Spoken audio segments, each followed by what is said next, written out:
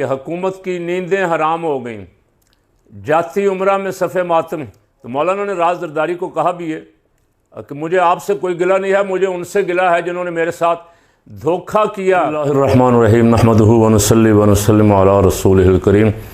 8 फरवरी के इंतखाबात के नताइज को तस्लीम नहीं किया गया और 9 फरवरी के नताइज जो हैं उनको कौम पर मुसल्लत कर दिया गया। उसका नतीजा आपके सामने। जाली हुकूमत बड़ी बुरी तरह नाकाम हुई और रोज़ाना जब उनका दाव लगता है ऐसी ऐसी तरामीम ला रहे हैं आइन में कि जिससे उनकी हुकूमत को कोई ख़तरा ना हो और जाली होने के बावजूद भी चलती रहे। हालांकि तमाम शोबों में बड़ी बुरी तरह हुकूमत नाकाम हो गई और अब अपने पिछले दौर को याद कर कर के फड़ें लगा रहे हैं इसहाक डार भी और हसन इकबाल भी कि पिछले दौर में हमारे दूध और शहद की नहरें बहती थीं 4 सालों के अंदर अंदर मुल्क। जिन 4 सालों में डॉलर 150 रुपये का था, पेट्रोल लीटर 150 रुपये का था, उन 4 सालों में कौम का बेड़ा गर्क हो गया। जिन 4 सालों में कौम के पास रिज़र्व जो थे कुछ 17 अरब डॉलर के करीब थे, उनमें बेड़ा गर्क हो गया। और इन्होंने आके जो इम्पोर्टेड हुकूमत और अब जो मौजूदा जाली हुकूमत है 2 साल में जो कुछ किया है इसका ज़िक्र नहीं करते। और वैसे अब तकरीबन तस्लीम करना शुरू हो गए हैं कि हम बड़ी बुरी तरह नाकाम हो गए। फैक्ट्रियां बंद हो रही हैं, यूटिलिटी स्टोर बंद कर रहे हैं, तमाम जहां जहां से आवाम को कोई फ़ायदा हो सकता है वो सारे मंसूबे सत्यानाश कर दिए, ख़त्म कर दिए, लोगों को धड़ाधड़ बेरोज़गार कर रहे हैं। और हालम ये है कि पंजाब के लोगों को जो 500 यूनिट तक बिजली इस्तेमाल करें 14 रुपये बिजली सस्ती दी जाएगी।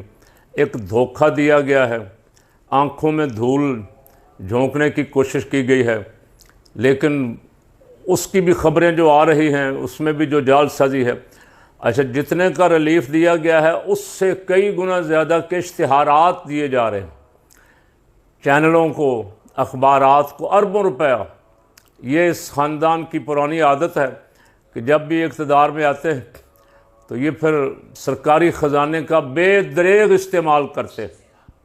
अब इनको एक ही फ़िक्र पड़ी कि अगर काजी फ़ायज़ ईसा अपने वक्त पे रिटायर हो जाते, उनकी मुद्दत ख़त्म होने वाली, तो हमारा क्या बनेगा। चूँकि सारा निज़ाम जाली है और इस जालसाजी को संभालने के लिए को काजी फ़ायज़ ईसा जैसा चीफ जस्टिस चाहिए। तो उसके लिए फिर खुफिया तरीके से क्या रहने नहीं, हमारा कोई इरादा नहीं है, हमारा कोई प्रोग्राम नहीं है। कौमी असम्बली का इजलास भी बुला लिया और सेनेट का इजलास भी बुला लिया और कोशिश हो रही है किसी न किसी तरह अपनी अक़लियत को अक्सरियत में बदल दें और 2/3 अक्सरियत हासिल कर लें और मर्ज़ी की तब्दीलियाँ आइन में करके अदालतों को बेबस कर दें। अदालत में चीफ जस्टिस लाने का एक तरीक़ाकार तय चला आ रहा है कई सालों से, उसे बदलना चाहते हैं कि उस तरीक़ेकार को ख़त्म करें और अपनी मर्ज़ी का जज लाने के लिए कोई आइन में तरामीम कर लें। उसके लिए भाग दौड़ शुरू है। और ख़ान साहब का जलसा जो मनसूख किया गया उसके साथ बहुत सारी कहानियाँ जुड़ी हुई हैं।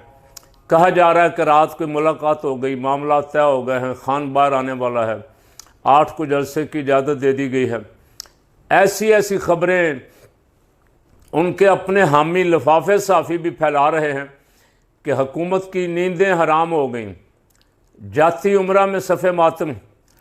और नजम सेठी के मुताबिक, नजम सेठी वैसे तो बड़ी बड़ी छोड़ता रहता है लेकिन जाहिर है कि इन हलकों के करीब है जाती उम्रा के, और उसकी ख़बर के मुताबिक मियाँ साहब अपना बोरिया बिस्तर बांध के तैयार बैठे हैं। अगर उनकी मर्ज़ी का कोई काम हो गया तो यहाँ रहेंगे, वगरना अपने असली वतन चले जाएंगे जहाँ उनके बेटे हैं, जहाँ उनकी जायदादें हैं। उसकी तैयारी कर रहे हैं, ये ख़बर भी गर्दिश करें। मौलाना फजलुर रहमान साहब कि वो पंजाबी में कहते हैं पांचों ही घी में हैं, पांचों नहीं 10, 10 ही घी में हैं और सर कढ़ाई में। उधर पीटीआई वाले भी मौलाना की खुशामद कर रहे हैं। और जब ज़रा को इनको ख़बर मिलती है कि पीटीआई वाले मौलाना को कहीं ले ना जाएं तो जरदारी साहब पहुंच गया, पिछले दिनों शहबाज शरीफ पहुंच गया, को कमेटियाँ बनाई हुई, मौलाना को काबू करके रखो। मौलाना ने ऐलान कर दिया कि हम किसी अपोजिशन इत्तेहाद का हिस्सा नहीं बनेंगे, अलग से अपनी तहरीक चलाएंगे। ये ऐलान भी, इसकी हिकमत तो वही जानते होंगे, लेकिन जो बात समझ आती है कि दोनों तरफ दरवाजे खुले रखेंगे, जिधर से कोई अच्छी डील मिलेगी उधर मामला तय कर लेंगे। किसी एक तरफ मौलाना ने होकर देख लिया, PDM के सरबराह थे मौलाना, और मौलाना की बात उनसे तय हो गई थी, नवाज शरीफ, शहबाज शरीफ और जरदारी से, कि आइंदा जब भी आरिफ अलवी इस्तीफ़ा देगा तो सदर मौलाना होंगे। और मैंने अज़राह मजाक कहा था, मौलाना ये आपका ख्वाब शर्मिंदा ताबीर होता, फ़कीर को नज़र नहीं आता। कहा तो ऐसे ही था, लेकिन वैसा ही हो गया। अब मौलाना को जो 47 की रियायत इनको मिली, नून लीग वालों को, मौलाना को उसमें से भी हिस्सा नहीं मिला। और बाद में जो गवर्नरियाँ और जो आइनी ओहदे तकसीम हुए, उसमें भी मौलाना का गवर्नर की छुट्टी करवा दी गई। तो अब क्या मुंह लेके मौलाना के पास क्या लेने जाते हो? कुछ शर्म आनी चाहिए यार तुम्हें। पहले तो तुम्हें खुलेआम माफ़ी मांगनी चाहिए मौलाना से कि हमने आपके साथ धोखा किया है। तो मौलाना ने राज जरदारी को कहा भी है कि मुझे आपसे कोई गिला नहीं है, मुझे उनसे गिला है जिन्होंने मेरे साथ धोखा किया और मुझे मेरा हिस्सा नहीं दिया। यानी ये 17 सीटों वाले थे, इनका वज़ीर आज़म बना दिया, और मौलाना जिनकी 12-15 सीटें होती थी उनको 6-7 सीटों पे, 5 सीटों पे ले आए। तो उनको गिला तो बजा है, और गिला उनको करना चाहिए। तो मौलाना की मुलाकातों इधर भी उधर भी से बड़ी हलचल मची हुई। ईवान शहर इक़्तिदार में वाक़फ़ान आल कहते हैं कि थरथल्ली मची हुई। और जब से ये खबर खान साहब ने, साफ़ियों ने पूछा कि आपकी इस्टेब्लिशमेंट से कोई मुलाकात हो गई है, मामलात को तय हो गए हैं, तो उन्होंने कहा इसकी हाँ ना तो नहीं की, लेकिन बड़ा डिप्लोमेटिक सा जवाब दिया। उन्होंने कहा कि वो जब नून लीग वालों को कोई शक भी पड़ जाता है मेरी इस्टेब्लिशमेंट से मुलाकात का, तो नून लीग को वक्त पड़ जाता है, मुसीबत में पड़ जाती है नून लीग। ख्वाजा आसिफ बेशर्मों का शहंशाह, उसका रंग उड़ा हुआ है। राना सनाउल्लाह, वो लोग जो जानते हैं कि आज़म सवाती को सुबह 7-7:30 बजे जेल का दरवाज़ा खुलवा के कौन मिला सकता था, उनको कोई वजाहत मुतमईन नहीं कर रही। वो परेशान हैं कि मामला तय हो गए हैं या हो रहे हैं और हम फारिग होने वाले। तो मैंने पहले भी एक दिन अर्ज़ किया था, फारिग होने का कोई बाइज़्ज़त रास्ता भी है, और वो बाइज़्ज़त रास्ता ये है कि कहो कि भाई हमसे नहीं चला, हमसे ना कोई बाहर से इन्वेस्टमेंट लगे, बल्कि अपने जो थे इन्वेस्टर वो भी भाग रहे हैं। इनकी गलत पॉलिसियों की वजह से मुल्क में भी कारोबार ठप हो रहा है। कराची जैसा शहर चीखे मार रहा है। आपके इत्तेहादी हैं MKM वाले, वो चीखों पुकार कर रहे हैं। पंजाब किसी तरफ आप अवाम में नहीं निकल सकते, हुक्मरान तबके की बात कर रहा हूँ, वज़ीर आज़म हो या वज़ीर आला हो या कोई चीफ या कोई मिनिस्टर हो, अवाम में नहीं निकल सकते। और मुल्क कैसे चलेगा ये आप अंदाज़ा फरमा लें। बहुत अफसोसनाक वाक़या हुआ, उस पर जितना भी अफसोस किया जाए कम। कच्चे में हमारे पुलिस के भाइयों को जिस तरह कत्ल किया गया और हुकूमत की रिट को चैलेंज किया गया, वज़ीर दाखिला को वहाँ रहीम खां बैठना चाहिए था जाके, ता वक्त के उनका कला कमा ना कर दिया जाए डाकुओं का, उस वक्त तक वहाँ बैठना चाहिए था। वज़ीर दाखिला मौलाना फजल रहमान के साथ जोड़ तोड़ करने के लिए जरदारी साहब के साथ फिर रहा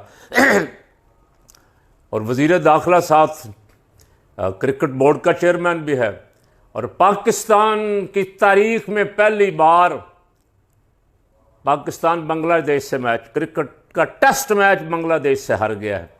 ये है नवाजने और एक बंदे को, एक नाअहल बंदे को कई ओहदों पे बिठाने और अपने लोगों को बिठाने वाला ज़ौक़ और शौक़ जो है, उसका नतीजा ये है कि आज पता नहीं, मैं सुन रहा था यार वाई पे को कह रहा था कि लोगों को पहले ही जो वर्ल्ड कप हुआ अमेरिका में, उससे ही नफ़रत हो गई क्रिकेट से।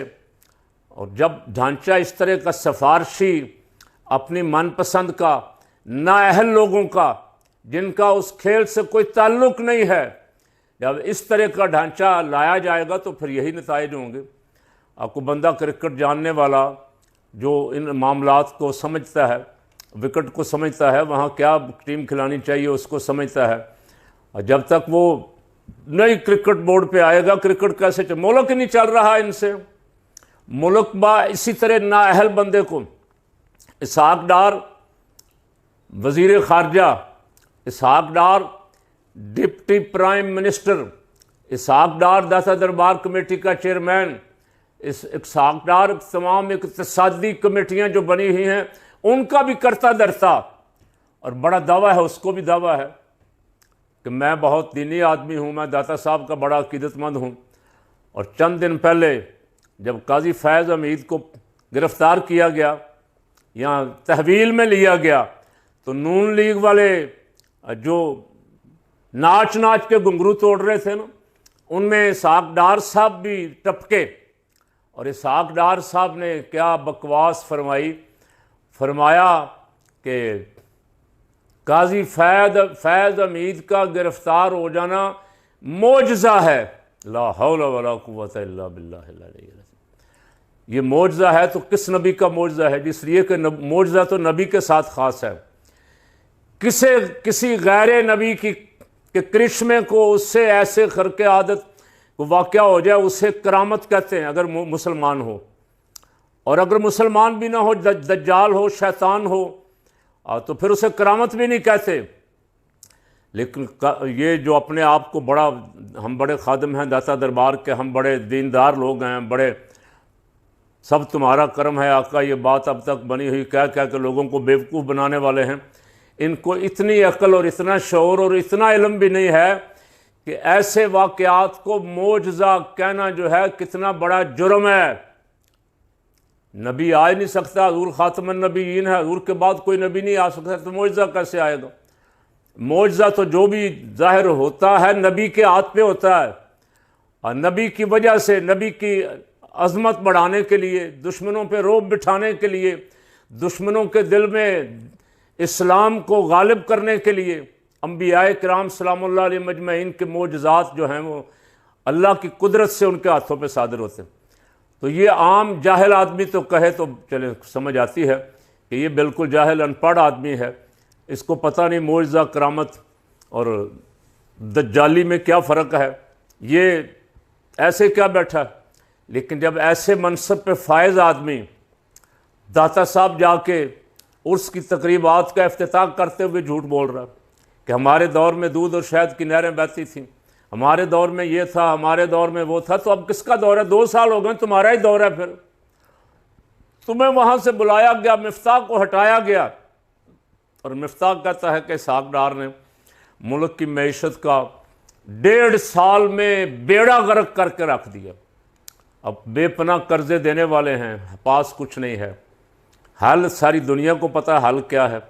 हल ये है जो हकदार है उसके हक सुपुर्द करो, और जो जालसाजी से कब्ज़ा करके बैठे हुए कौम से माफ़ी मांगो, इस्तीफ़े दो, और अपने अपने घर बैठो जाके। अगर मुल्क में तुम्हारा घर कोई है यहाँ, अगर नहीं तो जो घर तुमने बाहर बनाए हुए हैं, एक दिन ऐसा आएगा इंशाअल्लाह। मेरा दिल कहता है कि ये जो नाजायज़ जायदादें इन्होंने बाहर बनाई हुई है ना, कोई ऐसा निज़ाम, कोई ऐसा मर्द खुदा एक ना एक दिन आएगा ज़रूर कि जो इनके घर वहाँ से बेच के पैसा पाकिस्तान लाएगा, जो इनके बैंक अकाउंट्स जो बाहर हैं उन बैंक अकाउंट से पाकिस्तान का लूटा हुआ पैसा वापस लाएगा। अल्लाह ताला पाकिस्तान की हिफाजत फरमाए, और हम जिन मुश्किल हालात से, जिन मसाइब से गुज़र रहे हैं, अपनी करम नवाजी से मेहरबानी फरमा के कोई ऐसा रास्ता पैदा फरमाए कि इन मसाइब और मुश्किलात से निकल जाएँ, और कोई मर्द दरवेश, बाकिरदार, दयानतदार, गैरतमंद लीडर अल्लाह पाकिस्तान को अता फरमा।